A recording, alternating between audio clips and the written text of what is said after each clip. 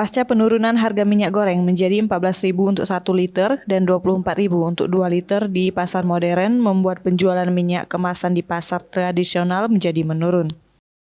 Seperti dipantau oleh infosumsel.id hari ini 21 Januari 2022 di pasar kilometer 5, pedagang bahan pokok mengeluh adanya penurunan penjualan. Rina, pemilik toko sembako MHK, Ali menuturkan penjualan minyak goreng sudah sepi semenjak kenaikannya, apalagi ditambah masyarakat mulai beralih untuk membeli minyak goreng di minimarket. Semenjak harga minyak goreng turun, kami yang sudah ngestok minyak banyak jadi tidak laku, ungkapnya. Linda juga menuturkan saat ini tak ada jalan lain selain menjual minyak goreng dengan harga merugi. Minyak goreng yang sudah dibeli dengan modal besar, tapi dengan berlakunya kebijakan harga Rp14.000 membuat mereka harus menjual rugi. Meski begitu, Linda tetap mendukung kebijakan pemerintah tersebut. Para pedagang seperti Linda akan menunggu penyesuaian harga minyak goreng.